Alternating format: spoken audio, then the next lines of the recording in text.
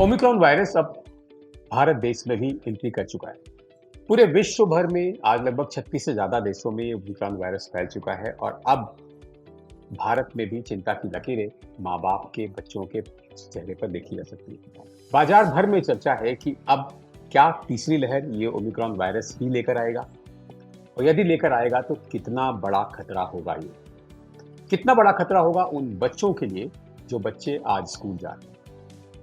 माँ बाप बहुत परेशान हैं क्योंकि शिक्षा भी एक बड़ा कंसर्न उनके लिए है। तो स्वास्थ्य और शिक्षा के बीच में ये बैलेंस नहीं बन पा रहा है। तो क्या करें माँ बाप अपने बच्चों को? क्या वो स्कूल भेज सकते हैं?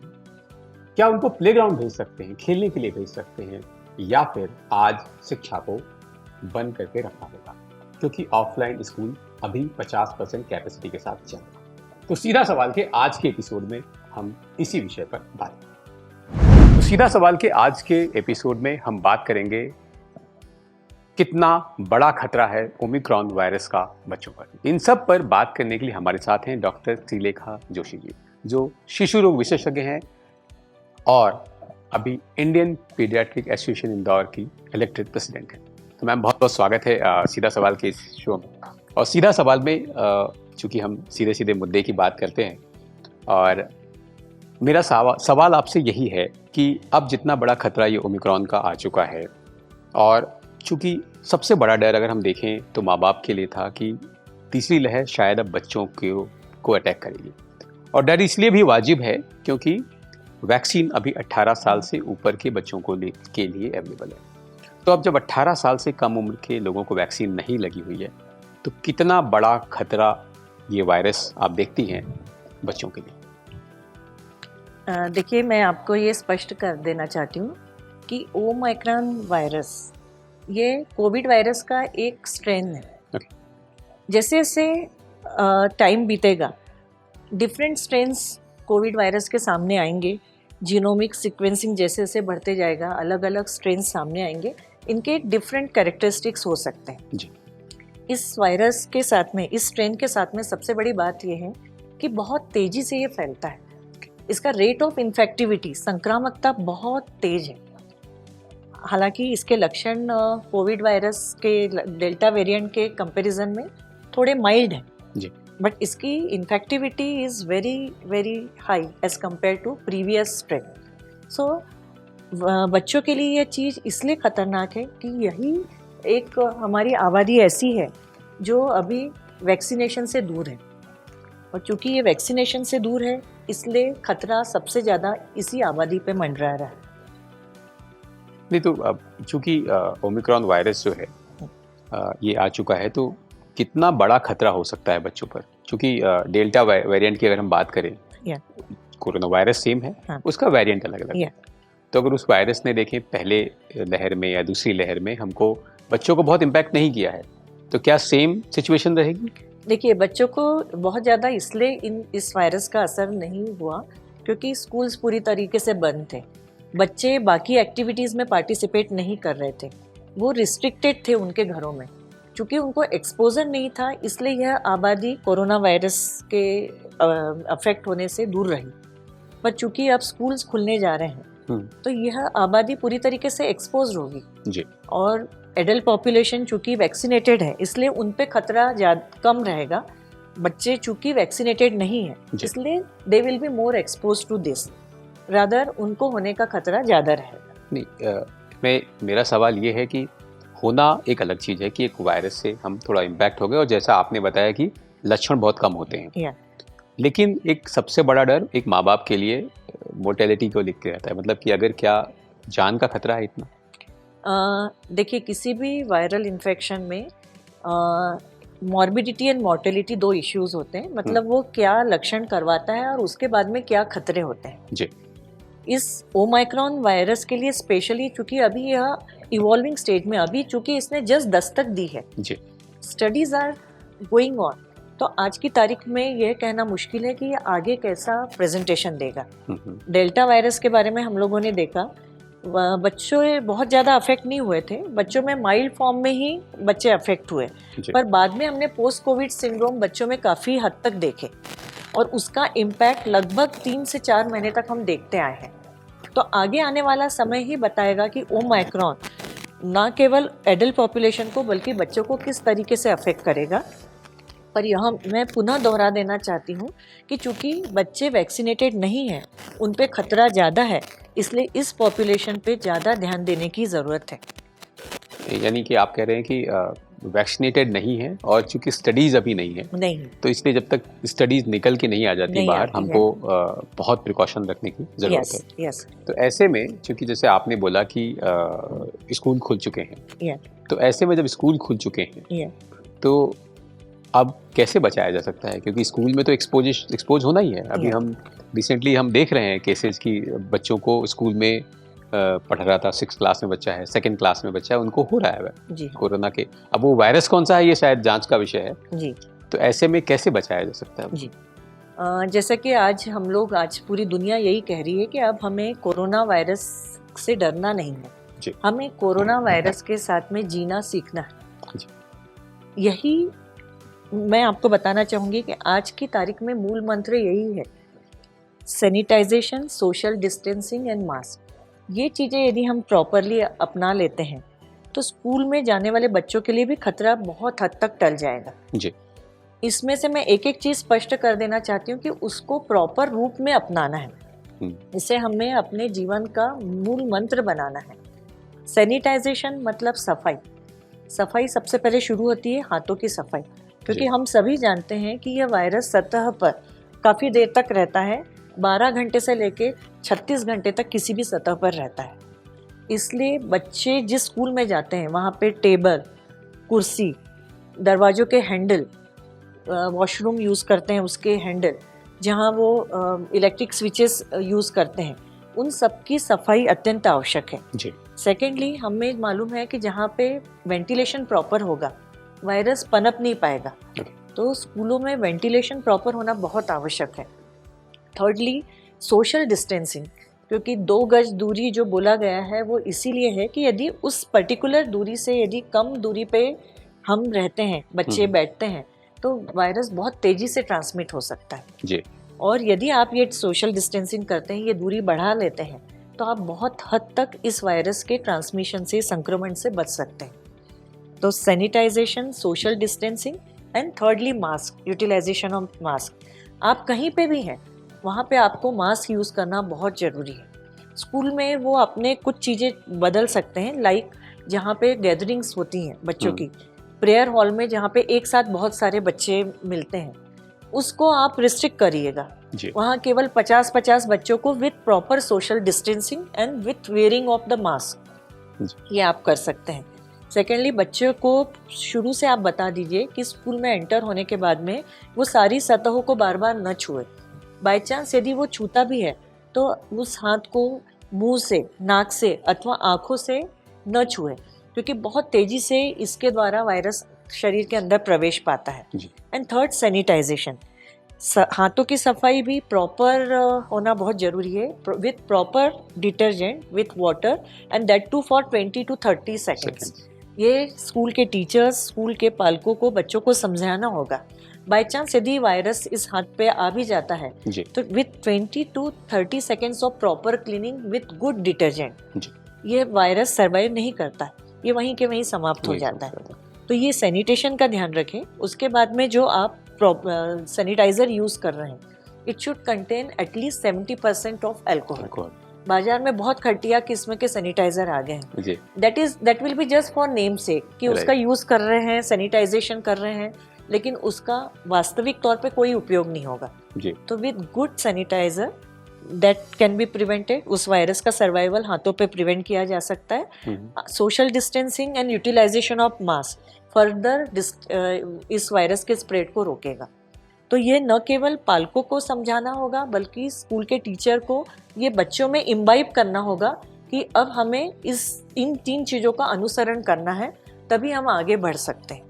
नहीं, लेकिन चूँकि आप ये बात बोल रही और अभी आपने ये बोला कि हम जो इसका इम्पैक्ट है उस वायरस का, वो बहुत ज़्यादा तेज़ी से होने वाला है। तो ऐसे में जब हम स्कूल ओपन कर देंगे और बच्चे बहुत छोटे होते हैं, इतने समझदारी इनमें नहीं है कि वो शायद पूरे रूल्स को फॉलो कर पाएंगे, तो फिर ऐसे में तो एक्सपोजर होना ही है। ऐसे में हम एक चीज़ अपना सकते हैं कि हम हाइब्रिड मॉडल अपनाएं। 8th क्लास से छोटे बच्चे जो कि इतनी सारी चीज़ें फॉलो नहीं कर सकते और वो घर पे भी रह के पढ़ सकते हैं आज के हालात में, वर्तमान परिस्थिति को देखते हुए उन्हें हम ऑनलाइन एजुकेशन दें। और 8th क्लास से बड़े बच्चे जो कि प्रॉपर डिस्टेंसिंग मेंटेन कर सकते हैं, सैनिटाइजेशन और मास्क यूसेज का प्रॉपरली ध्यान रख सकते हैं, वो स्कूल में जाके विथ 50% अटेंडेंस शिक्षा ग्रहण कर सकते हैं। नहीं, लेकिन ये बात चूँकि हमारे पास डेटा आ चुका है कि अभी बहुत सारा ऐसा जगह है जहाँ स्मार्टफोन नहीं है। स्मार्टफोन नहीं है तो नहीं। उनके पास एक्सेस टू एजुकेशन है नहीं, हाँ। ऑफलाइन एजुकेशन के अलावा। हाँ। तो फिर ऐसे केस में तो वो फिर एजुकेशन नहीं ले पाएगा। नहीं, ऐसे केसेस में कुछ आप चेंजेस ला सकते हैं, कुछ तब्दीलियां ला सकते हैं। आप स्मॉल ग्रुप्स में उनको अल्टरनेट डे बुलाइए। आप 50% बच्चों को आज बुलाइए, 50% बच्चों को कल बुलाइए। जी। कहीं पे भी आप ऐसा ना होने दें कि भीड़ हो। जी। तो आप इससे काफ़ी हद तक निजात पा सकते हैं। और देखिए, प्रॉब्लम तो है, रास्ता भी हमें ही निकालना है और आप शिक्षा को एकदम दरकिनार तो नहीं कर सकते हैं, उस पर भी हमें उतना ही फोकस करना है। तो ये एक तरीका हो सकता है कि बच्चे को स्मॉल ग्रुप्स में बुला के हम उन्हें एजुकेशन दें। जी, मतलब अगर हम चाहें तो इसको दोनों को मेंटेन कर सकते हैं, दोनों का बैलेंस बना सकते हैं। जी हाँ।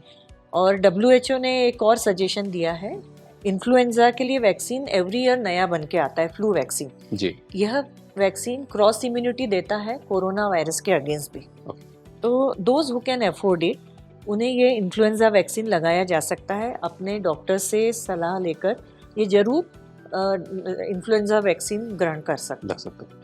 अच्छा, अभी चूंकि अभी सर्दी का मौसम स्टार्ट हो गया तो जो कोरोना के लक्षण हैं वो काफ़ी कुछ सर्दी से मिलते जुलते हैं, यानी गले में खराश हो गई, छींक आ रही है, सर्दी हो गई, ये ऐसे लक्षण रहे हैं। तो ऐसे में बच्चों को अब चूंकि वायरस की एंट्री इस समय हुई है तो इमीडिएटली पेरेंट्स को एक कंसर्न होगा कि क्या कोरोना वायरस तो नहीं हो गया। तो अब ऐसे में हम कैसे पहचानें कि ये लक्षण कोरोना वायरस के हैं या आम सर्दी जुकाम के? यदि मोटे तौर पे देखा जाए जी, तो सामान्य फ्लू अथवा इन्फ्लुएंजा और कोरोना वायरस, इसके लक्षण बहुत ज़्यादा ओवरलैपिंग है। जी। सर्दी, खांसी, बुखार, गले में खराश, सिर दर्द होना, बदन दर्द होना, ये सारे लक्षण दोनों में इक्वली कॉमन तौर पे पाए जाते हैं। इसके साथ में जो एक कोरोना का एक थोड़ा सा अलग लक्षण है वो है change of taste and change of smell, क्योंकि सामान्यतः फ्लू में भी बहुत बार सर्दी बहुत ज़्यादा हो तो पाया जाता है। जी। ऐसे समय में कोई भी ऐसी कंडीशन होने पे इनिशियली क्या किया जाता था कि ये सब होने पे माता पिता घर पे ही घरेलू नुस्खों से ही उसे दूर कर लेते थे। जी।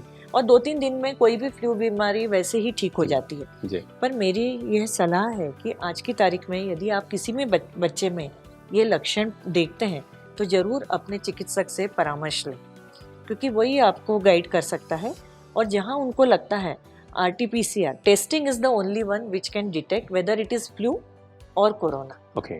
तो फिजिशियन ही आपको सलाह दे सकते हैं कि आपको किस केस में RT-PCR टेस्ट के लिए अथवा रैपिड एंटीजन टेस्ट के लिए जाना है।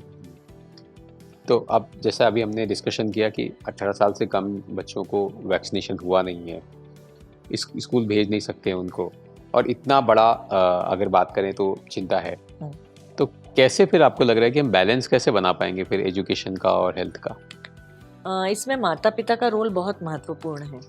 आज की तारीख में बच्चे चूँकि घर पे रह रहे हैं और पूरा 1.5 साल से ज़्यादा टाइम हो गया है कि बच्चे घर में हैं, मानसिक तौर पे और फिजिकल तौर पे ये बच्चे बहुत कहीं ना कहीं कमी महसूस कर रहे हैं। आज बच्चों में साइकोलॉजिकल प्रॉब्लम्स बहुत बढ़ते जा रहे हैं। जी। तो मेरी ये सलाह है कि पेरेंट्स उन्हें प्रॉपर टाइम दें, उन्हें कुछ यूज़फुल एक्टिविटीज़ में एंगेज करें, कुछ कंस्ट्रक्टिव चीज़ों में एंगेज करें। लाइक एक परिवार के लिए एक टाइम होना चाहिए पेरेंट्स का, जिसमें वो बच्चों को फिज़िकल चीज़ों के लिए मोटिवेट करें। फिज़िकल एक्टिविटीज़ बहुत इंपॉर्टेंट है क्योंकि ये आपके इम्यून सिस्टम को बूस्टअप करती है। जी। और चूँकि पूरे 1.5 साल में इनकी फिज़िकल एक्टिविटी रुक गई है तो बच्चों में ओबेसिटी का लेवल काफ़ी बढ़ता जा रहा है। जी। बच्चों की फिज़िकल एक्टिविटी कम होने के कारण जो न्यूरोट्रांसमीटर्स जो बच्चों को खुशी प्रदान करते हैं उसका ट्रांसमिशन काफ़ी कम होने लगा है। जी, तो जी। ये बच्चे चिड़चिड़े होते जा रहे हैं, अवसाद से भरे हुए हैं, इनकी इम्यूनिटी डिप्रेस होती जा रही है। तो इनको एक ग्रुप बना के पार्क में ले जाए, आसपास प्लेग्राउंड पे ले जाए। यदि कहीं कुछ अवेलेबल नहीं है तो एटलीस्ट घर की छत पे जाके उन्हें 1 घंटा फिजिकल एक्टिविटी के लिए प्रेरित करें। दूसरा, जब बच्चे घर पे हैं तो उन्हें स्क्रीन से दूर रखें, लैपटॉप, टैबलेट, मोबाइल, टीवी से उन्हें दूर रखें। उन्हें कुछ पुराने ज़माने में जैसे नानी दादी बच्चों को कहानियाँ सुनाया करती थी, जी, जी। मेरी ये पालकों से अपील है कि वो आज फिर से उस पुराने एरा में लौट आएं। बच्चों को कुछ अच्छी प्रेरणादायक कहानियाँ सुनाएं, बच्चों के साथ कुछ गेम्स खेलें, बच्चों को कुछ अच्छी चीज़ें करने के लिए प्रेरित करें। लाइक बच्चे को एक टास्क दिया कि तुम्हें ये करना है और बच्चे ने वो किया तो उसको रिवॉर्ड दे, तो बच्चा प्रेरित होता है और ज़्यादा से ज़्यादा अच्छी चीज़ों में खुद को एंगेज करता है। ये चीज़ें इनडायरेक्ट वे में बच्चे की इम्यूनिटी बूस्टअप करने में भी सहायक होंगी। तो ये मेरी पालकों से अपील है कि इस समय अपना पूरा फोकस अपने बच्चों पे दें। क्योंकि अब चिंता बड़ी है और चिंता से मुक्ति पानी है तो हमें लगता है कि माँ बाप को ज़्यादा से ज़्यादा समय कहीं ना कहीं बच्चों के साथ देना पड़ेगा, सो दैट कि वो उनके साथ फिजिकल एक्टिविटी में भी इन्वॉल्व हो सके और उनकी हेल्प कर सके, उनके साथ छोटे छोटे गेम्स खेलने में, जैसा आपने बोला। लेकिन अब जब हम बात करते हैं कि स्कूल अगर हम भेजना ही है, जैसा मैंने बताया, उन जगहों पर भी जहाँ पर ऑफलाइन एजुकेशन देना ही ज़रूरी है, ऑनलाइन एजुकेशन नहीं पहुँच पा रही है, तो क्या ऐसी कोई हाइजीन ट्रेनिंग देने की ज़रूरत पड़ेगी उनको कि ऐसी चीज़ों को फॉलो करके या इन हाइजीन सिस्टम्स को फॉलो करके आप स्कूल जा सकते हैं? जी हाँ, मैंने आपको पहले भी बोला कि sanitization, social distancing and mask हमारे जीवन का मूल मंत्र बन जाना चाहिए जी मौजूदा परिस्थिति में। तो यही चीज़ हम बच्चों में इम्बाइब करें, बच्चों को बार बार टीच करें, क्योंकि बच्चा बहुत जल्दी भूल जाता है। तो उनको हाथों की सफाई, आपको पानी और डिटर्जेंट से 20 से 30 सेकेंड खुद के हाथ वॉश करना है। आपको उसके बाद में यदि किसी भी सरफेस को छूते हो तो कहीं हाथ नहीं लगाना है फेस पे। आप यदि बाय चांस छू लेते हो और आपको हाथ लगाने की ज़रूरत है तो उसके पहले प्रॉपर सैनिटाइजेशन करना है, और that too with social distancing and with usage of mask. ये बच्चे के दिल और दिमाग में पूरी तरीके से हमें भरना होगा। और जब ये टीचर डेली उन्हें बताएंगे, घर पे पेरेंट्स बताएंगे, आसपास उनके रिश्तेदार बताएंगे, तो ये बच्चों के दिमाग में भर जाएगा और ये बच्चों के जीवन का एक अभिन्न हिस्सा बन जाएगा। और ये आज की तारीख की आवश्यकता है।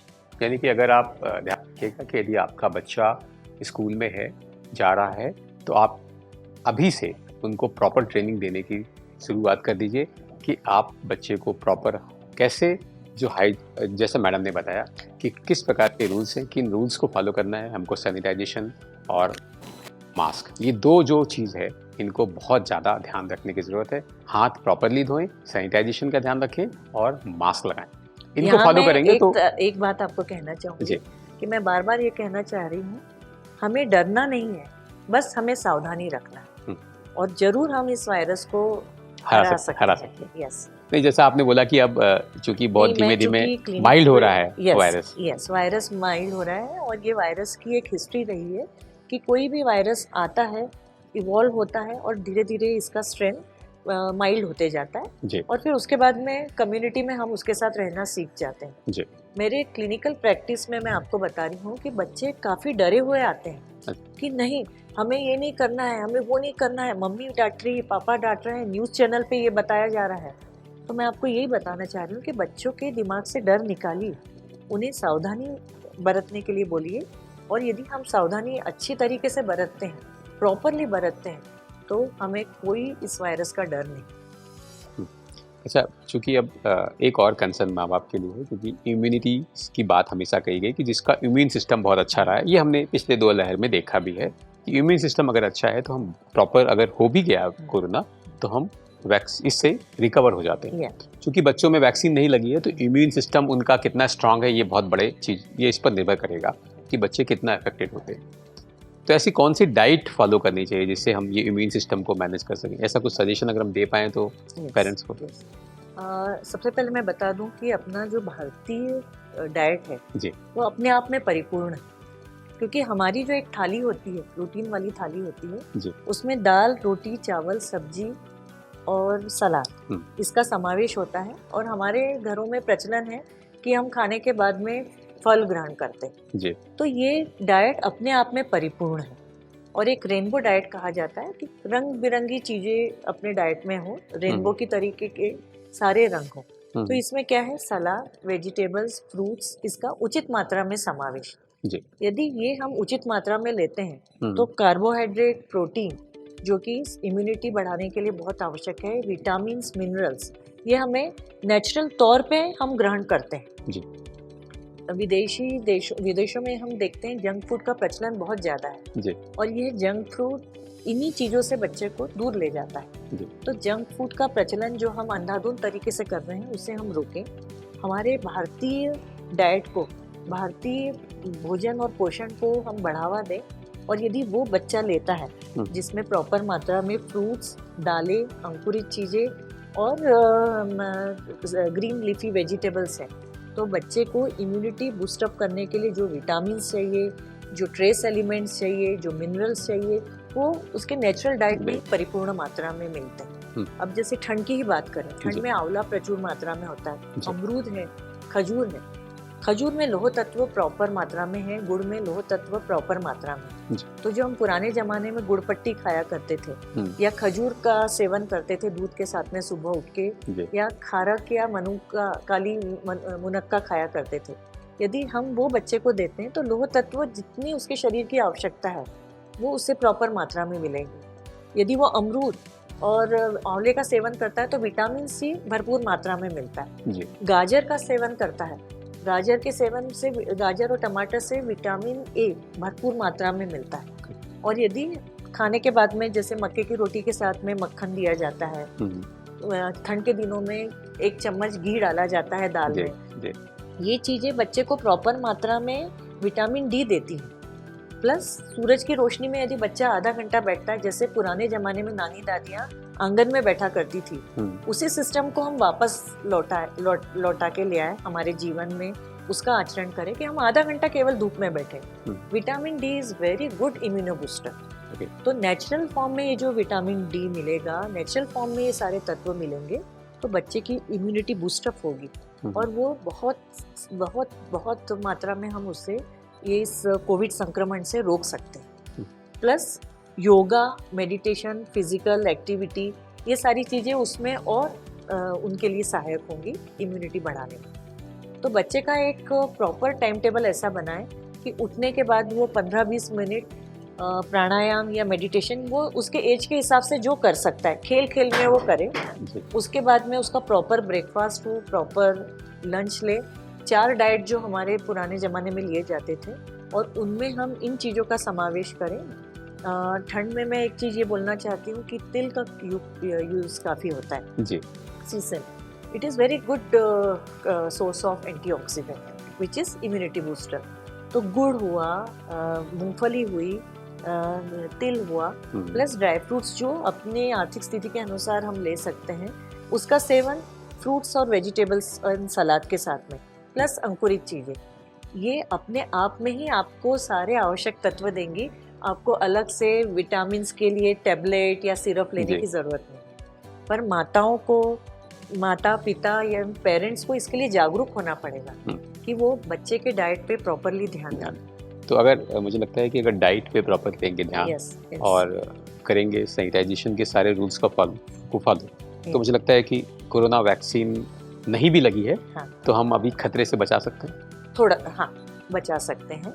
और मैं आशा करती हूँ कोरोना वैक्सीन, चूँकि अभी बच्चों में इसका टेस्टिंग हो रहा है और जल्द ही कोरोना वैक्सीन बच्चों के लिए उपलब्ध हो जाएगी और वह दिन दूर नहीं जब हमारे बच्चे इससे लाभान्वित होंगे। तो हम आशा करें कि ये वायरस उतना इम्पैक्ट नहीं करेगा बच्चों को। बिल्कुल, यदि हम सावधानी बरतते हैं और प्रॉपर तरीके से, और ये जो आपने बताया इन रूल्स को फॉलो करते हैं। Yes, thank you so much ma'am. आपने मुझे लगता है कि इस शो के माध्यम से जो अभी खतरा मंडरा रहा है बच्चों पर, उस खतरे को बहुत हद तक कम किया जा सकता है और हम बच्चों पर जो इम्पैक्ट होने वाला है इससे बचाया जा सकता है। यस, थोड़ी सावधानी एक बहुत बड़ा खतरा टाल सकते हैं। Thank you ma'am, thank you so much for coming in the show. Thank you. तो सीधा सवाल कि आज के शो में हमने बात किया कि ओमिक्रॉन वायरस का कितना ज़्यादा खतरा बच्चों पर है और हम क्या ऐसे उपाय कर सकते हैं। तो मुझे लगता है कि यदि 2-3 बातें जो मैडम ने बहुत साफ बोली, अगर हम इनको ध्यान रखेंगे तो हम बहुत हद तक बच्चों को इस बड़े वायरस के खतरे से बचा सकते हैं। डाइट प्रॉपर लेनी है और हमको पालन करना है सैनिटाइजेशन के जो रूल्स हैं उनका। यानी अगर हम ये दोनों चीज़ों को बहुत बैलेंस करके चलेंगे तो हम आज के समय में एजुकेशन को भी प्रॉपर दे पाएंगे बच्चों को, और इस वायरस के जो वेरिएंट है इसके खतरे से भी आप बचा सकते हैं अपने बच्चों को। आपका बहुत बहुत धन्यवाद। Thank you so much.